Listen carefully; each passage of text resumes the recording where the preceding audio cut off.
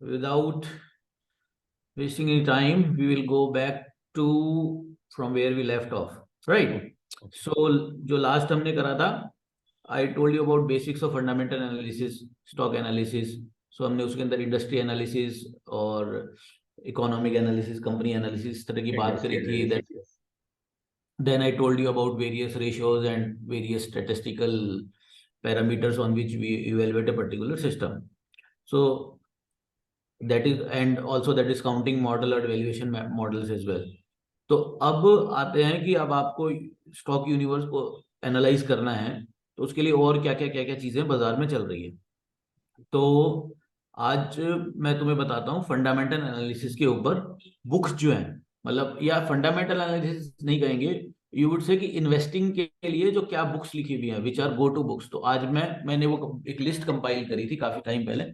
सो वो लिस्ट मैं आज तुम्हारे साथ शेयर करता हूँ, the best books for investors. ठीक है. So let me take out that PPT for you. Kindly be on hold for a few seconds. Okay.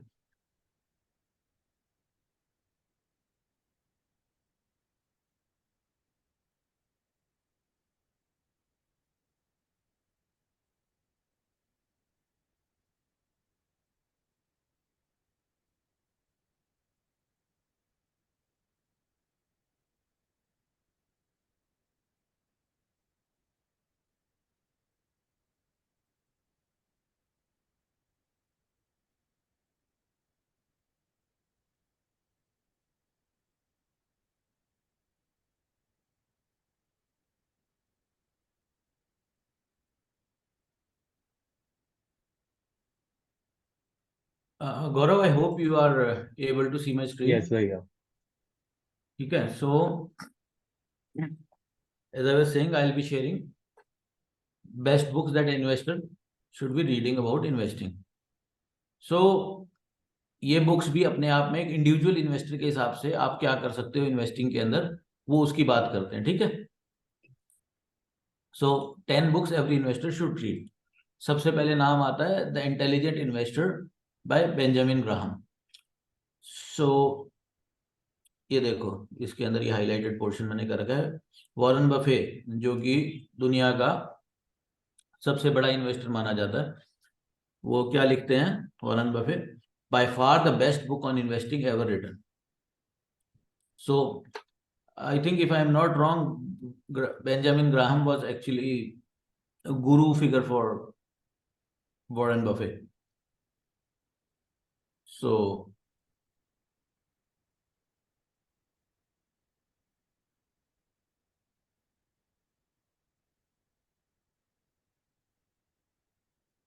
ठीक है. सो क्या लिखते हैं? The intelligent investor won't tell you how to pick stocks, but it does teach sound time tested principle that every investor can use, plus it's worth a read based solely on Warren Buffett's testimonial, by far the best book on investing ever written. तो इस तरह से समझ बेटा कि अगर Warren Buffett किसी चीज को, किसी बुक को कह रहा है कि बेस्ट बुक है, तो इसका मतलब क्या है? बहुत अच्छी. सिंपल मतलब है कि भैया लपक लो. सो ग्राम के बारे में है. ग्राम was a star student in Columbia University and went to work on Wall Street. He lost most of his money in stock market after learning hard lessons about risk. He wrote Security Analysis. This book has been used for decades in finance course as the seminal work in the field. Highs and lows. And then ये mister market करके है, जो Warren Buffett भी use करते हैं, mister market. So this is what he borrowed from mister gram. Graham stressed the importance of looking at the market as one would a business partner who offers to buy you out or sell you his interest daily. Market referred to his imaginary person as Mr. Market. So वो क्या कर रहे हैं? Stock market को mister market कर लिया, मतलब वो एक मार्केट को एक इंडिविजुअल की तरह, एक पर्सन की तरह देख रहे हैं. तो उसको देखने का तरीका हो गया. Graham said that sometimes Mr. Market prices make sense, but sometimes it is way too high or given the economic realities of the business. You as the investor are free to buy Mr. Market's interest, sell out to him, or even ignore him if you don't like the price. You may ignore him because he always comes back tomorrow with a different offer. This is the use market psychology. Graham viewed the freedom to be able to say no as a major advantage that average investor had over the professional who was required to be invested at all time regardless of the current valuation of the securities. ये बड़ी important चीज है. ये थोड़ा सा topic भी अपने आप में एक वास्ट है कि भाई लास्ट टाइम मैंने बताया था ना कि भाई आपको इतना कुछ एनालिस करना पड़ता है. अगर आपके पास टाइम नहीं है तो अपना SIP वगैरह करवा दो और let them handle money on your behalf. पर उन लोगों के साथ में क्या मजबूरी है? अगर किसी के पास में 50,000 करोड़ का फंड अंडर मैनेजमेंट है तो वो कोई तेजी मंदी के हिसाब से अपना फंड लिक्विडेट नहीं कर सकते, वो कैश रख नहीं सकते. लेकिन इंडिविजुअल इन्वेस्टर क्या कर सकता है? वो जब मर्जी आए वो लिक्विडेट कर सकता है, वो जब मर्जी आए बाय कर सकता है. अरे भाई इंडिविजुअल इन्वेस्टर के पास ऐसा तो है नहीं उसको एक साथ 500 करोड़ खरीदना है. उसको हो सकता है depending on the size of the investor it might be as low as few lakhs and it could be few crores, but generally 99% of the investing few lakhs से few करोड़ के बीच में ही है. तो अब उसके बंदे के पास में वो एक झटके के अंदर विद इन मिनट्स अपना सारा पोर्टफोलियो लिक्विडेट कर सकता है, विद इन मिनट्स वो सारा पोर्टफोलियो बाय कर सकता है. मार्केट हिलेगा नहीं उसके बाइंग सेलिंग की वजह से. वो कोई 500 करोड़ का या 5,000 करोड़ का काम नहीं कर रहा है. तो इस तरह से आपको इंडिविजुअल इन्वेस्टर को एडवांटेज होती है कि उसको कब नहीं खरीदना है या कब लिक्विडेट करना है, उसके पास चॉइस होती है, जो कि इंस्टीट्यूशंस के पास में चॉइस नहीं होती है. तो ये एक बहुत बड़ी चीज है, इंडिविजुअल इन्वेस्टर के साथ भी होती है और इंडिविजुअल ट्रेडर के साथ भी होती है कि वो फटाफट अपना एंट्री एग्जिट कर सकता है. पर इसका सेकंड एस्पेक्ट भी है, मतलब कॉइन का दूसरा साइड ये है कि ये जो एडिशनल फ्रीडम मिलती है इंडिविजुअल इन्वेस्टर को, ये एडिशनल फ्रीडम की वजह से उसको उस फ्रीडम का सही इस्तेमाल भी करना आना चाहिए. ये नहीं कि मैं जब मर्जी बेच सकता हूं तो जब मर्जी बेच दो. वो जब मर्जी में जब वो मर्जी आपको लगानी है तो it has to be the right time. So if you go wrong you also take the bigger hit. ये नहीं कि टीवी पे कुछ न्यूज देखी और एकदम से डर गए और बेचो बेचो बेचो करके बेच दिया. तो इंडिविजुअल वाले के साथ में ये भी दिक्कत रहती है. So Mr. Market वाली चीज, Graham also stressed the importance of always having a margin of safety in one's investment. This means only buying into a stock at a price that is well below a conservative value of the business. This is important because it allows profit on the upside as the market eventually revalue the stock on its fair value, and it is also giving some protection on the downside if things don't work out as planned and the business falter. That was the mathematical side of his work. तो देखो मैंने तेरे को last classes में valuation models वगैरह के बारे में बताया. हाँ भाई. सो वो क्या कह रहा है, कोई बिजनेस है उसका वैल्यूएशन 1000 है, ठीक है, उसका वैल्यूएशन 1000 है तो आप उसको 990 पे नहीं खरीदोगे, उसको 950 पे भी नहीं खरीदोगे. ये ऐसे बंदे थे कि 1000 रुपए का माल देखते थे कि कब 700 रुपए में मिलेगा. ओके. अब आप कहोगे 1000 रुपए का माल 700 में कैसे मिलेगा? तो ऐसा होता है बेटा, ये इसी मौकों का इंतजार करते थे. एनालिसिस पूरा रखो और मौकों के इंतजार के लिए पेशेंट रहो, जल्दबाजी नहीं करनी. तो पेशेंस से के पैसा कैसे कमाया जाता है? पेशेंस मतलब होल्ड, इन्वेस्ट को होल्ड करना भी है, लेकिन जब मौका ना मिले तब तक वेट करने का भी है. ये नहीं कर रहे मेरे को तो 1 करोड़ रुपए इन्वेस्ट करना है तो अगले 6 महीनों में लोगों से पूछ रहे भाई क्या अच्छा लगता है, क्या अच्छा ले लूं, टीवी देख रहे हैं, यूट्यूब पे जा रहे हैं, टेलीग्राम चैनल ज्वाइन कर लिया. No no no, that's not the way. आपको एनालिसिस करना पड़ेगा. और अगर मार्केट के अंदर बहुत ज्यादा तेजी आई हुई है, मार्केट फ्रॉथी हो रखा है, वैल्यूएशन अच्छे नहीं मिल रहे, तो चुप करके बैठो, साइड में वेट करो. आज नहीं 6 महीने में, साल 1.5 साल में मौका आएगा तब ले चीजें. तो ये इस तरह की बातें कर रहे हैं. तो ये मार्जिन ऑफ सेफ्टी मतलब वही है कि जिस चीज की आपने वैल्यूएशन अगर 1000 रुपए निकाल रखी है, 950 रुपए निकाल रखी है, वेट करो उसको 800 850 ले. तो वो जो सस्ता लेोगे उसके अंदर फायदा रहेगा आपको. एक दूसरा फिर आता है, बहुत पॉपुलर बुक है, common stocks and uncommon profits. तो यहाँ पे कॉमन वर्ड जो यूज करा गया है, कॉमन का बेटा मतलब है कि वहां पे हम शेयर्स जो बोलते हैं, इंडिया में शेयर्स वर्ड पॉपुलर है, वहां पे स्टॉक्स बोलते हैं. तो ये जो स्टॉक्स होते हैं इनका दूसरा नाम कॉमन स्टॉक्स भी होता है. तो कॉमन स्टॉक वर्ड है. अनकॉमन प्रॉफिट मतलब obviously he is trying to say that you can make a larger profit from this. So ये बुक भी देखो इधर क्या लिख रहे हैं इसके लिए. He is 85% Graham and 15% Fisher. तो अगेन ग्राहम को पढ़ोगे तो इसको भी पढ़ना. यू कैन सी कि इस बुक के अंदर भी अनकॉमन प्रॉफिट्स के अंदर और ज्यादा डिटेल में करा हुआ है. तो जैसे जैसे आप बुक्स पढ़ोगे वैसे वैसे आपकी इन्वेस्टिंग की समझ बढ़ेगी. इट इज लाइक कि इन्वेस्टिंग का कोई कोर्स तो है नहीं अब, या कोर्सेस हैं भी, let's say somebody who is 30 35 and wants to begin his investing journey, अब वो क्या करेगा? कोई कॉलेज में जाके एडमिशन लेगा कि जी मेरे को कोर्स करना है, या कोई स्ट्रक्चर्ड ये तरह तरह के आजकल इन्वेस्टिंग के कोर्स वगैरह मिल जाते हैं। उसकी बजाय बेटर ये है कि आप इस तरह की टॉप बुक्स जो है ना, ये जो लिस्ट मैं अभी करने जा रहा हूँ, इनको एक एक करके पढ़ो, टेक योर टाइम, और उसके अंदर आप, let's say you are 30, in your case you are obviously much younger, but let's say somebody is 30, अरे वो एक साल के अंदर ये बुक्स वगैरह पढ़ेगा, एक सवा साल के अंदर, और उसके बाद एक दो साल प्रैक्टिस करेगा, तो that person can be a good investor.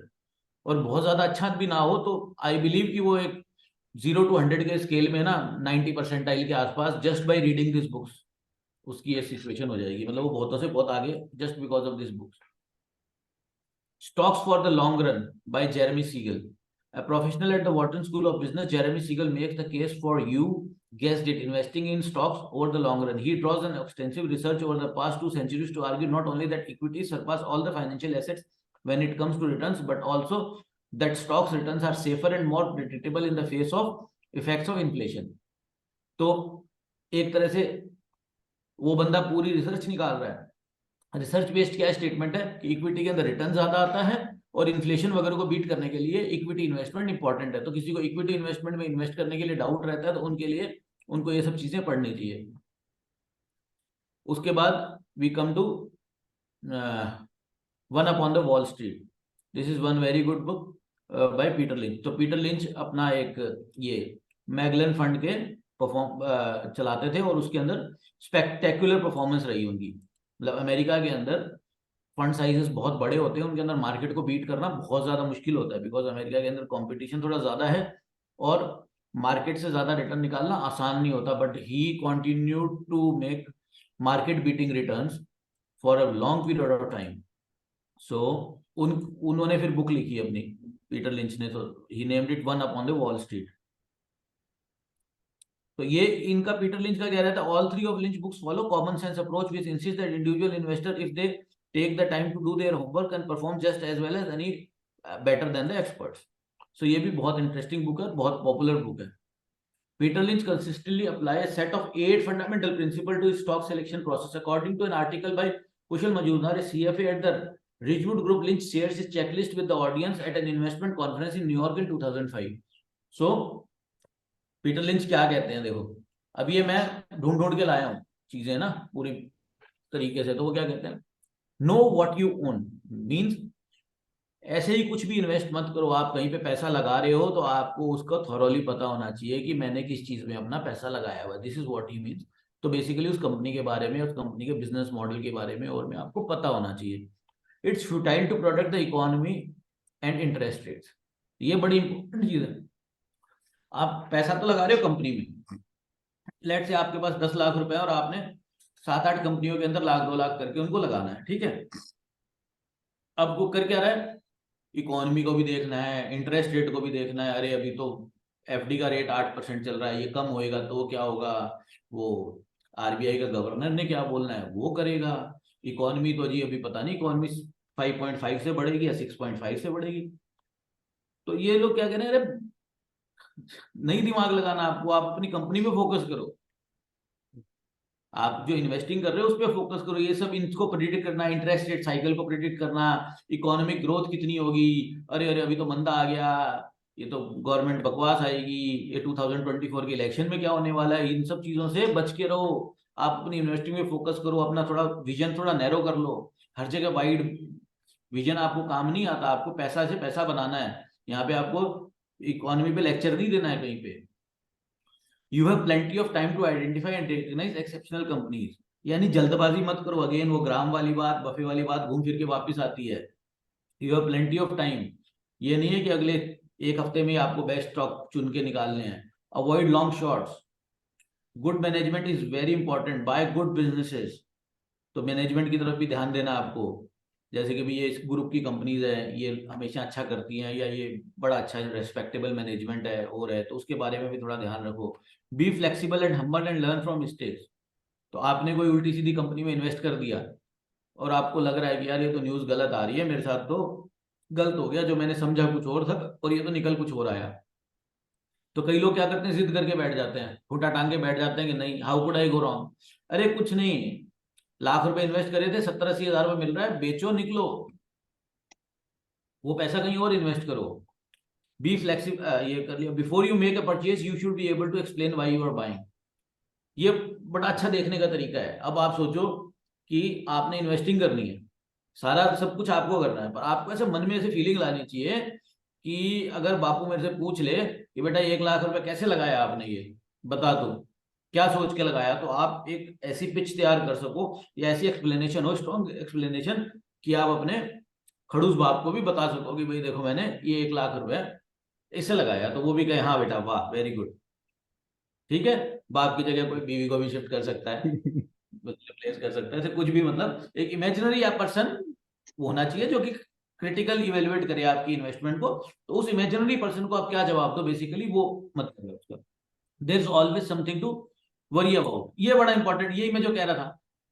अभी स्टेट इलेक्शन में क्या होने वाला है, 2024 के इलेक्शन में क्या होगा, रशिया यूक्रेन वॉर का क्या होगा, इसराइल पैलेस्टाइन वॉर का क्या होगा, इंडिया पाकिस्तान में क्या होगा, कश्मीर इशू का क्या होगा, टनल के अंदर से वो लेबर निकलेगी नहीं निकलेगी, मतलब हर वक्त कुछ ना कुछ आपका चलता रहेगा। कभी भी ऐसा नहीं होएगा कि यार न्यूज वाले कहेंगे कि आज हमारे पास कोई न्यूज नहीं है, सब कुछ बढ़िया है जी, सब एकदम आज चिल करो, स्माइल करो, पकौड़े खाओ। कभी ऐसा नहीं होएगा। हमेशा there is always going to be, news channel चलाओगे तो न्यूज चैनल में भी कुछ ना कुछ आता रहेगा। Then these companies are facing headwinds, the banking did not perform so well, metals perform well, there is some volatility going in the oil market, फला ढिमका, उनको दिन भर बकर करनी है। अगर आप उनकी बकर में फंस गए और अपना इन्वेस्टमेंट को उससे कंबाइन कर दिया तो आप फंस गए। ठीक है, तो ये सब चीजें पीटर लिंच की बुक से आपको सीखने को मिलती है। पीटर लिंच की कोट्स थोड़ी सी देख लेते हैं। Go for a business that any idiot can run because sooner or later any idiot is probably going to run it. So ये थोड़ा सा अंग्रेजों का है ना, बड़ा कहने का अंदाज होता है। So probably he will pronounce it, go for a business that any idiot can run because sooner or later any idiot is probably going to run it. So वो इस तरह से बोलते हैं, मस्त लगता है। तो बेसिकली कहने का मतलब ये है कि यार सीधे सिंपल बिजनेसेस करो, ज्यादा कॉम्प्लेक्सिटीज वाले नहीं। अभी ये ऐसे हो जाएगा तो ऐसे होएगा, और हम पैसा ऐसा बनाएंगे, और फिर 3 साल बाद में ऐसे होगा, और ब्रेक इवन पहुंचेंगे, और फला ढिमका ऐसे करिए, कहानी वाले काम नहीं, या बहुत ज्यादा कॉम्प्लेक्स काम नहीं होने चाहिए। सिंपल बिजनेसेस हैं कि अच्छा यहाँ से ये खरीदते हैं, ये बनाते हैं, ऐसे ऐसे करके वैल्यू एडिशन होता है, उसके बाद हम डिस्ट्रीब्यूट करके प्रॉफिट कमाते हैं। तो इस तरह से मतलब आपको बिजनेसेस ऐसे होने चाहिए, बहुत ज्यादा कॉम्प्लेक्स हो, नहीं समझ आ रहा है, दूर से नमस्ते करो, why would you put money into that. और क्योंकि अगर मैनेजमेंट के अंदर बहुत ज्यादा सहारा है, मैनेजमेंट के सारे चल रहा है, मैनेजमेंट की चालाकी के सारे चल रहा है, तो अगर ऐसा तो है नहीं कि वही मैनेजमेंट सदा की सदा चलाता रहेगा। कभी मैनेजमेंट के की पर्सनल चेंज हो गए और उन्होंने बंटाधार कर लिया, तो आपकी इन्वेस्टमेंट बंटाधार। तो इसलिए इतनी ज्यादा कॉम्प्लेक्स बिजनेसेस में जाओ ही मत जहां पे मैनेजमेंट के ऊपर बहुत ज्यादा रिलायंस हो। If you stay half alert you can pick the spectacular performance right from your place of business or out of the neighborhood shopping mall and long before Wall Street discovers them। तो ये भी एक बड़ी important, Peter lynch की आप book पूरी पढ़ोगे तो उसके अंदर वो यही कहता है कि यार आप खुद भी देख के, आप ऑब्जर्व करके भी पता लगा सकते हो कि ये चीज अच्छी चल रही है, ये चीज अच्छा करने वाली है। पर एक एक टीवी पे एक एनालिस्ट आते हैं, वो कहते हैं कि मैं एयरपोर्ट गया, एयरपोर्ट पे देखा बहुत भीड़ थी, तो इंडिगो का शेयर खरीद लो। नहीं, इतनी इतनी सिंपल भी नहीं करना, इतना भी मत करो। लेकिन हाँ, ये जरूर हो सकता है कि आप एयरपोर्ट पे गए, एयरपोर्ट पे आपने डिजी यात्रा ऐप देखी, आपने देखा कि यार ये तो बड़ी अच्छी, मजा आया इसको देख के। तो आपने देखा कि अच्छा ये ऐप और ये सॉल्यूशन प्रोवाइडर कौन सी कंपनी है, आपने देखा यार ये तो एक स्मॉल कैप है, मतलब एक्चुअल नहीं है ऐसा कुछ, आई डोंट नो, बट आपने देखा ये तो स्मॉल कैप कंपनी है जो कि इस तरह के सॉल्यूशन प्रोवाइड कर रही है। और इंडिया के अंदर इतने सारे एयरपोर्ट में से अभी 8-10 पे हुआ है, and they have expansion capacity of this and that. तो बिफोर एनीबडी पिक्स अप, आपके एनालिसिस से हो सकता है कि आपने उसके अंदर सही टाइम पे एंट्री ले ली। तो इस तरह का कुछ थोड़ा डिटेल में जाओ, लेकिन इतना नहीं कि भीड़ देखी और अगले दिन खरीद लिया, या पीवीआर पे गए, उस पिक्चर को, हिट पिक्चर चल रही थी, आपका पूरा हॉल फिल देखा और अगले दिन आके पीवीआर आईनॉक्स का शेयर ले लिया। Not that simple, but still investing without research is like playing stud poker and never looking at the cards. Poker वही अपना कार्ड का गेम है, हिंदी इंडिया में उसके सिमिलर गेम जो चलता है वो फ्लैश चलता है, 3 पत्ती, तो वही है। बिना कार्ड देखे आप अगर पैसे लगाओगे तो बिना रिसर्च के आप अगर शेयर में पैसे लगा रहे हो और बिना कार्ड देखे अंधे में पैसा आप जुए में लगा रहे हो, बिल्कुल उसी तरह से है। Absent a lot of surprises, stocks are relatively predictable over 20 years as to whether you are going to be higher or lower in 2 to 3 years. You might as well flip a coin to decide. अब देखो कैसा है, Asian paint सुना है बेटा? हाँ भैया। ठीक है, एशियन पेंट पॉपुलर स्टॉक है, या रिलायंस है, या लेट से टाटा मोटर्स है, या टाटा केमिकल है। इस तरह के 3-4 बड़े स्टॉक्स का मैंने नाम लिया। अब आपको मैं today it's November month. Now, if I ask you if Asian Paints will be higher or lower in December or January, so आप कहोगे I don't know भैया, हो सकता है 2-4% ऊपर हो नीचे हो, I can't predict it. But if I ask you where will Asian Paints be after 5 years or after 10 years, तो आप क्या करोगे? फटाफट देखोगे कि यार पिछले 10 सालों से ये कंपनी ऐसे ऐसे ग्रो कर रही है, इसका इतना ग्रोथ रेट है, इसका ये ROI इतने से ग्रो कर रहा है, मार्केट शेयर ऐसे ग्रो कर रहा है, मार्केट शेयर या सेल्स ऐसे ग्रो कर रही हैं। सो इन एवरी लाइवहुड जैसे 10 साल में ग्रो करा है, अगर उसका थोड़ा बहुत स्लो भी हो जाएगा तब भी 10 साल में कंपनी का शेयर लगभग 2-3 गुना हो सकता है। आप बहुत तक मेरे को एक कॉन्फिडेंस के साथ कहोगे हाँ भैया 10 साल बाद में एशियन पेंट्स मेरे को लगता है एटलीस्ट तिगना हो जाएगा। आप ऐसा शायद मेरे को कहोगे, ऐसे एग्जाम्पल के तौर पर बता। तो कहने का मतलब कि 1-2 महीने के अंदर कोई प्रेडिक्ट नहीं कर सकता 1-2 महीने में शेयर का क्या रहेगा, लेकिन आप 5-10 साल का ज्यादा अच्छे से प्रेडिक्ट कर पाते हो कि वो शेयर तेज होगा या नहीं होगा। तो आपको इस लिहाज से शेयरों को देखना शुरू करना चाहिए कि यार आप आज इन्वेस्ट कर रहे हो तो उसको दिसंबर जनवरी के लिए नहीं करो। You don't plan it for December January, you think of it like 5-10 years investment.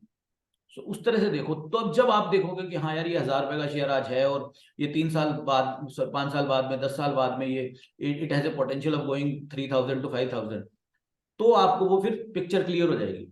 आप टीवी चलाते हो बिना एनालिसिस के, कोई भी आता है ये 125 का स्टॉक ले लो, I think by month end it will be 150। अरे क्या बेवकूफ वाली बात है, मंथ एंड में 20-25% के रिटर्न सबको चाहिए। यहाँ पे हम कहते हैं साल वाले दिन 20-25% आ जाए तो बहुत है। तो ये बेवकूफ, और फिर वो आता नहीं है, फिर अगले महीने फिर हॉट टिप की तरफ जाते हैं, फिर बेट लगाते हैं, फिर कोई कहता है कि ये 85 रुपीज का शेयर है, ये 95 का टारगेट दे दिया। अरे 85 का 95 बताइए, 13% का रिटर्न हो गया 3 दिन के अंदर। तुम्हें लग रहा है कि वो आ जाएगा 13% का रिटर्न? ऐसे रिटर्न आने लग गए तो लोग बंदर हैं जो 2 साल के लिए 13% के रिटर्न के पीछे FD में लगाते हैं। कुछ तो आप सोचो उस हिसाब से। If you spend more than 30 minutes analyzing economic and market forecast, you have wasted 10 minutes. तो basically it is a creative way of saying कि ये ज्यादा मार्केट एनालिसिस या फोरकास्ट करने की जरूरत नहीं है, अपने कंपनी लेवल पे फोकस करो। ठीक है। A random walk down Wall Street by Burton G. Markle. This book popularized the idea that the stock market is efficient and its prices follow a random walk. Essentially, that means that you can't beat the market. That's right. According to Michael, no amount of research, whether fundamental or technical, will help you in the least.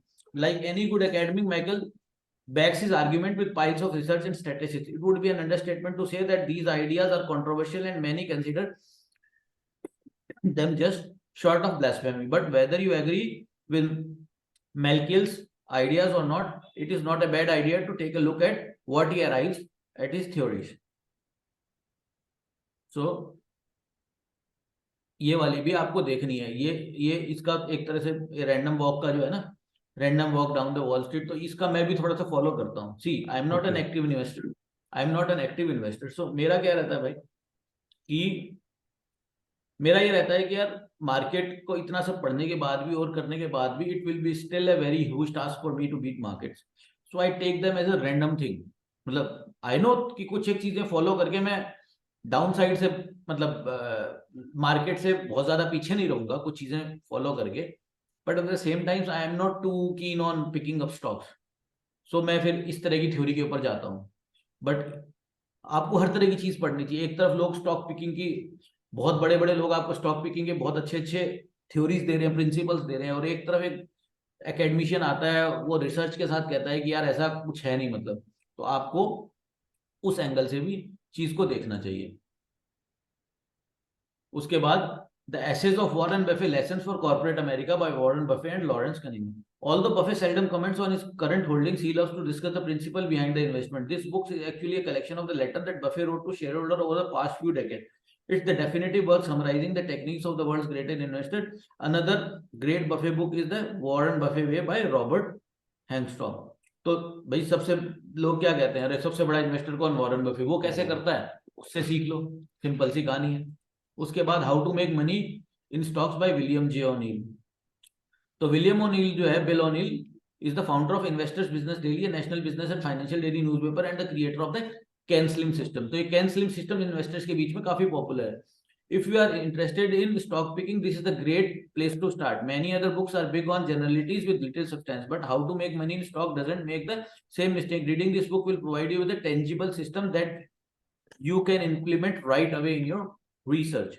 So इसमें क्या है, एक can slim model दिया हुआ है, इसमें I think इसके अंदर I can't capital, quarterly earnings और इस तरह से ग्रोथ और इस तरह का कॉम्बिनेशन करके इन्होंने 8 पॉइंट का 7 पॉइंट का एक सिस्टम दिया हुआ है कंपनी का, ROI कितना है, ये वो करके, उस मॉडल को आप फॉलो करते हो। ये बुक आप आराम से अवेलेबल है, तो ये भी मच रिकमेंडेड बुक है।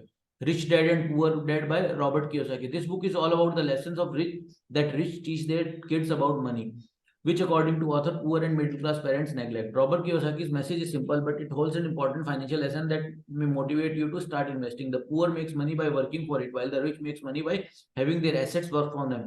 We can't think of a better financial book to buy for your kids. Common Sense by Mutual Funds by John Bogle. John Bogle, founder of the Vanguard Group, is a driving force behind the case of index fund and again actively managed mutual fund. In this book, he begins with the premier investing strategy before blasting the mutual fund industry for the exorbitant fees it charges investor. If you own mutual fund, you should read this book. So इस book का बेटा मैं तुम्हें बताता हूँ crack क्या है। John Bogle क्या कह रहा है कि जैसे आप लेट्स से कोई ब्लू चिप इन्वेस्टमेंट फंड है, म्यूचुअल फंड है ब्लू चिप का, तो उसके अंदर 10, 12, 15 ब्लू चिप की कंपनियां होती है। इंडिया के केस में HDFC बैंक होता है, रिलायंस होता है, 1-2 टाटा TCS होएगा, इस तरह से करके 10-12 ये टॉप की कंपनियां 80-90% उनका पोर्टफोलियो करती है। और इन सबको पिक करने के लिए वो लोग क्या करते हैं, आपसे 1.5 से 2.5% की एनुअल फीस चार्ज करते हैं। ऐसे फंड्स के साथ में सोचो 50-50 हजार करोड़ का फंड अंडर मैनेजमेंट है, तो अपनी वो खाली फीस चार्ज करके 1-1 हजार करोड़ का कमीशन बनाते हैं। तभी दिन भर टीवी पे ऐड आता रहता है, म्यूचुअल फंड सही है, म्यूचुअल फंड सही है, क्योंकि म्यूचुअल फंड सही है के ऐड को आप ही फाइनेंस करते हो अपनी इन्वेस्टिंग से, जो कि आपका हजारों करोड़ रुपए आप देते हो उनको एज ए कमीशन, तो उसके अंदर से वो एक हिस्सा उनके प्रमोशन और एडवर्टाइजिंग के लिए खर्च करते हैं ताकि उनके पास पैसा और आता रहे। वहीं दूसरी तरफ होते हैं इंडेक्स फंड। अब वो क्या कर रहा है, म्यूचुअल फंड वाला किससे अपने आप को कंपेयर कर रहा है, म्यूचुअल फंड वाला कंपेयर कर रहा है निफ्टी 50 से। निफ्टी से कहता है जी सेंसेक्स के मुकाबले मेरा इतना है, या निफ्टी के मुकाबले मैंने जी निफ्टी के अंदर 14% रिटर्न आया, मेरा 14.5 आया या मेरा 15 आया, लेकिन 2% कमीशन काट के वो निफ्टी के पीछे चला जाता है। तो भाई 2% कमीशन से सारा गेम खराब हो रहा है। तो इंडेक्स फंड क्या करते हैं, इंडेक्स फंड की क्या थ्योरी है, वो कहते हैं जी, मैं आपको पहले भी इंडेक्स फंड बता चुका हूं अपनी पुरानी क्लासेस में, right, you know index fund. Index fund क्या है, इंडेक्स फंड मिमिक करता है इंडेक्स के कॉन्स्टिट्यूएंट्स को। तो जो निफ्टी 50 की रेशियो में जो स्टॉक है उसमें लेते रहो, अपना दिमाग नहीं लगाना। तो अपना दिमाग नहीं लगाना, इंडेक्स फंड ये कहता है। तो ये क्या कह रहा है कि इंडेक्स फंड में पैसा लगा दो, उनकी मैनेजमेंट फीस जो होती है वो 0.5% वगैरह के लपेटे की होती है, which is actually 1/4 to 1/5 of what normal mutual fund और active mutual fund will be charging. So index fund में भी आप पैसा लगा के आप निफ्टी के अंदर पैसा लगाते हो, निफ्टी का 5 साल का रिटर्न CAGR अगर 15% रहती है, तो आपकी ½ % कम हो गए। तो अगर निफ्टी वाले में किसने निफ्टी में आप कैसे लगाओगे, लेकिन अगर आप इंडेक्स फंड के मतलब पैसा लगा दिया तो ½ % साल का कम आ गया, तो आपने मोटा मोटी इंडेक्स जितना पैसा लगा लिया, तो आपको टेंशन ही नहीं है निफ्टी को बीट करने की और की। तो इस बुक के अंदर और ज्यादा इस कॉन्सेप्ट को डिटेल में पढ़ पाओगे। ऑब्वियसली मैं 2 मिनट में थोड़ी बता सकता हूँ, but when you read this book you will be able to get the gist of it in greater details. Irrational Exuberance by Robert J. Shiller. Named after Alan Greenspan's infamous 1996 comment of the absurdity of stock market valuation, Shiller's books released in March 2000 gives a chilling warning of the dot-com bubble's impending burst. The Yale economist dispels the myth that the market is rational and instead explains its terms of emotional herd behavior and speculation. In an ironic twist, irrational exuberance was released almost exactly at the peak of the market. So this is another book. Now, ये नहीं है कि इन 10 के अलावा कोई books नहीं है. There are many more very good books. Security Analysis, Liar's Poker, Grow Rich Slowly, The Merrill Lynch Guide to Retirement Planning, Buffett, The Making of an American Capitalist, Economics on Trial, Lies, Myths and Realities, Financial Shenanigans, How to Detect Accounting Gimmicks and Fraud, Confessions of a Street Addict, Midas Investing, How You Can Make at least 20% in the stock market this year and every year. And some more. The Battle of the Soul of Capitalism, Conspiracy of Fools, A True Story by Kurt Eichenwald, Freakonomics by Stephen D. Levitt and Stephen J. Dubner, Fooled by Randomness. This is again very excellent book by Nassim Nicholas Taleb. There are some very good life lessons in Taleb's book. Bullseye Investing by John Mauldin, A Mathematician Plays the Stock Market by John Hannon Paulos. ये भी बहुत अच्छी book है. Value investing today 2003 by Charles H. Brandeis, The Millionaire Mind by Thomas J. Stanley, John Neff on Investing by John Neff, The Millionaire Next Door, Thomas J. Stanley and William J. Tango. So Gaurav, these are different books, but one thing, this list was compiled by me nearly a decade ago, or maybe more than a decade ago.